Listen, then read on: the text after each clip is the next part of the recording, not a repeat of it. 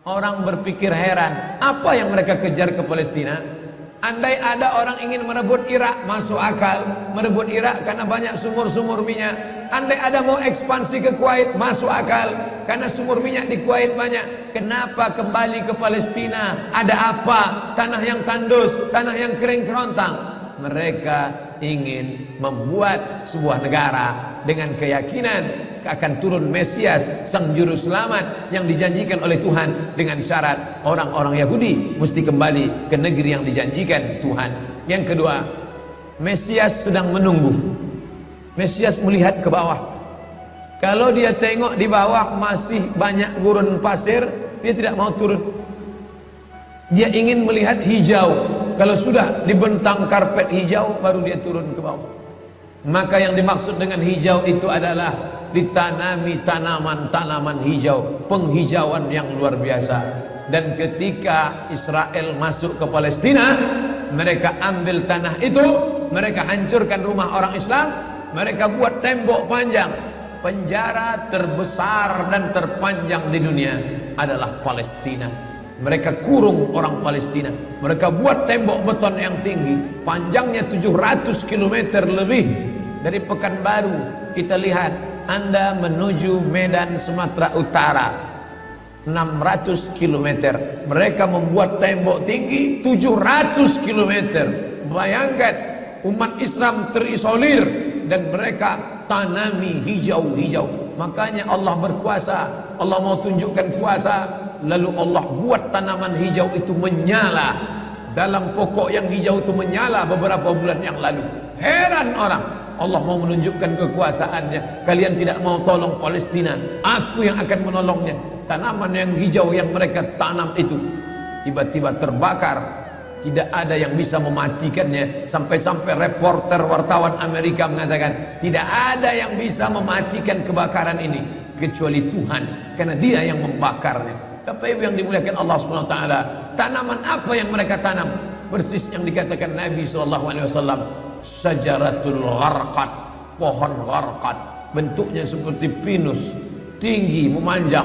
Lalu kemudian Bapak Ibu nanti tulis saja, yang ingin tahu bagaimana bentuk pohon gharqad, tulis saja www.google.com.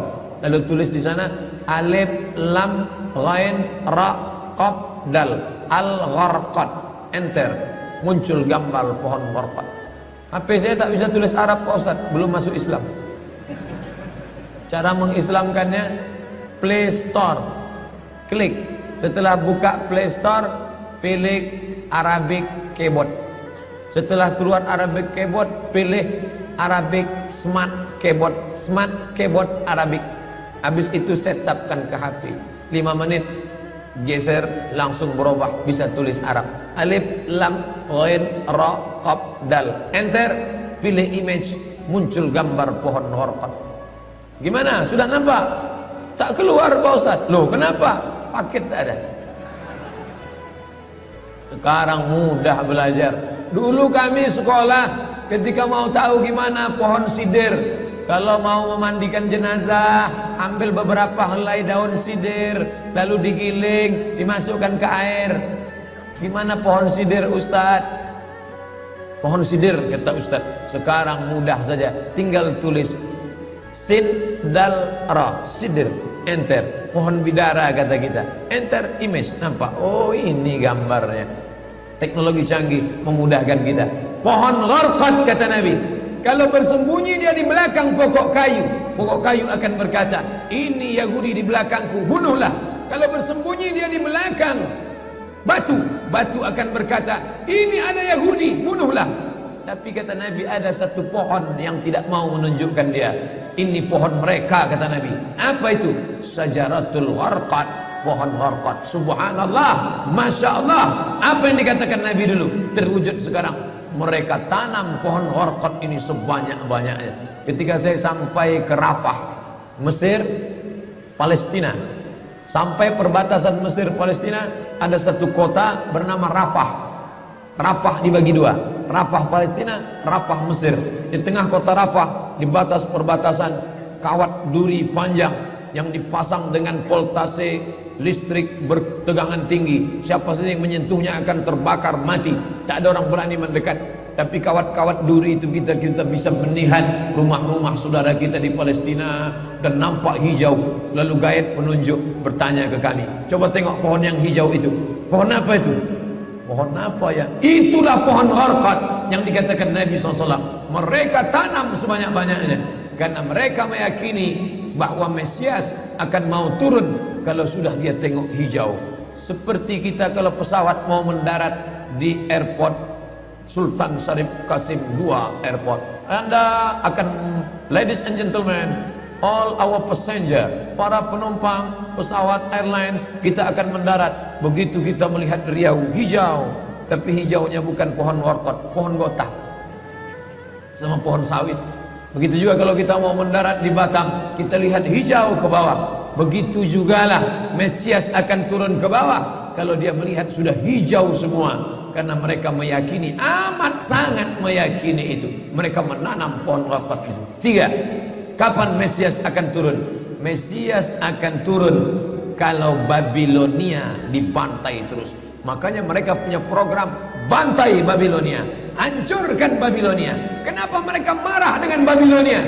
Karena Raja Babilonia pernah menghancurkan kekuasaan mereka. Raja Babilonia yang mereka maksud adalah Nebukadnezar. Nebukadnezar Raja Babilonia menghancurkan kerajaan nenek moyang mereka. Mereka punya dendam kesumat yang luar biasa. Salah satu sifat Yahudi, dendam kesumat yang tak pernah mati. Walaupun sudah terjadi ratusan tahun, ribuan tahun lalu, tetap anak cucunya sekarang dendam. Hantam Babilonia, hantam Babilonia. Karena Babilonia negerinya Nebukadnezar, anak cucunya mesti dihancurkan. Mana Babilonia itu? Babilonia adalah Irak. Makanya setiap naik presiden Amerika yang didukung oleh Yahudi, mereka akan membantai Babilonia, Irak. George Bush naik, apa yang dilakukan George Bush? Membantai Irak. George Bush Junior, anak George Bush naik, apa yang dilakukan George Bush Junior? Membantai Irak. Naik Obama, apa yang dilakukan Obama? Membantai Irak. Kenapa yang sekarang ini? Siapa namanya? Donald Trump. Payah mengingat nama orang kafir. Kenapa Donald Trump tak membantai Irak? Karena Irak sudah hancur babak belur, tak perlu lagi dibantai. Sumur-sumur minyaknya sudah punya kita. Negeri itu sudah menjadi negeri boneka, hancur lebur. Saddam Hussein barulah orang paham. Dulu kita terikut-ikut dengan kata-kata mereka di Reuters. Saddam Hussein raja yang zalim, Saddam Hussein orang yang jahat, Saddam Hussein. Tapi begitu Saddam Hussein digantung, apa kata dia di tiang gantungan? Allahu Akbar, patah lehernya, mati Saddam Hussein, meninggal dunia. Sekarang orang baru sadar, ternyata Saddam Hussein menyelamatkan negeri itu daripada orang-orang yang jahat. Sekarang apa yang terjadi? Saudara kita yang beberapa bulan bersama kita di Masjid Raya Senapelan, kalau Bapak ingat, ayahnya, anaknya, ibunya, adik-adiknya tak sanggup lagi tinggal di Baghdad. Kenapa? Kami dibantai oleh Syiah, kami dibantai oleh Amerika, kami sampai lari mendapatkan suaka politik. Sampai hari ini masih ada sebagiannya tinggal yang Sunni, yang Syiah dengan berbagai macamnya. Apa maknanya? Mereka membantai Babilonia. Lalu orang mengatakan ini kan ekspansi politik, ini kan karena sumur minyak. Ada betulnya, tapi lebih daripada itu adalah mereka memiliki keyakinan yang luar biasa bahwa Mesias akan datang kalau Babilonia dihancurkan. Ustadz baca analisa ini dari mana? Kami belajar buku ini 6 bulan di Al-Azhar, satu mata kuliah, dan saya paling suka mata kuliah ini karena mengaitkan antara ayat Al-Quran dengan hadis Nabi. Kalau kita suka mata kuliah itu, kita ingat isinya, kita ingat orang yang mengajarnya. Saya masuk Al-Azhar 1998, hari ini 2017, 19 tahun yang lalu. Kalau saya pejamkan mata saya, masih ingat saya Syekh Dr. Fargallah yang mengajarkan mata kuliah ini. Dengan semangat dulu dia di lokal mengatakan, anak-anakku sekalian, beginilah mereka akan menguasai umat Islam, negeri Palestina. semangat Syekh Fargallah. Saya tak tahu apakah dia masih ada atau tidak, tapi pahala akan tetap mengalir baik beliau hidup maupun sudah meninggal dunia. Kenapa? Saya sampaikan kepada Bapak Ibu sampaikan kepada anak menantu, sahabat, kerabat, tetangga, mengerti keadaan kita zaman sekarang. Jangan sampai dikatakan Palestina bukan urusan kita. Ini kan masalah politik. Indonesia ya Indonesia, Palestina ya Palestina. Antum tidak mengerti masalah dunia. Palestina adalah masalah umat Islam. Subhanalladzi asra bi'abdihi. Maha suci Allah yang sudah memperjalankan hambanya minal masjidil haram, dari masjidil haram, ilal masjidil aqsa, masjidil aqsa, masjidil aqsa Palestina.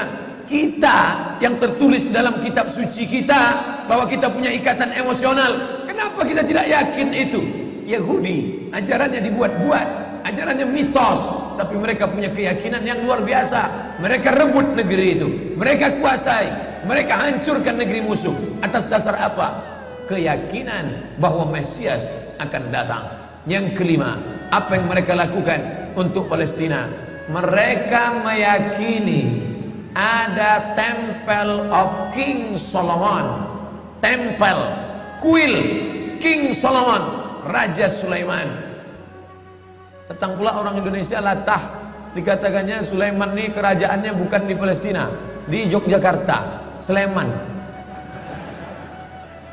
Kata dia, King Solomon itu punya tempel kuil, dan Temple of King Solomon letaknya pas di bawah Al-Masjidil Aqsa. Apa maknanya? Mereka mengeruk setiap hari bulldozer, traktor, ekskavator, terus mengeruk keliling Masjidil Aqsa. Mereka ingin meruntuhkan Masjidil Aqsa. Tulis Temple of King Solomon, enter, pilih image, tampak gambar replika. Inilah kerajaan Sulaiman yang ada di bawah Masjidil Aqsa. Akan mereka naikkan. Mereka sudah bangunkan rumah kecil replikanya, seperti orang Riau membuat rumah replika, rumah Melayu Kampar, rumah Melayu Siak, rumah Melayu Bengkalis. Di mana rumah itu? Di Purna MTQ. Anak-anak kita kalau mau tahu bagaimana rumah Melayu Kampar, bagaimana rumah Melayu Siak, bagaimana rumah Melayu Pelalawan, pergi ke sana.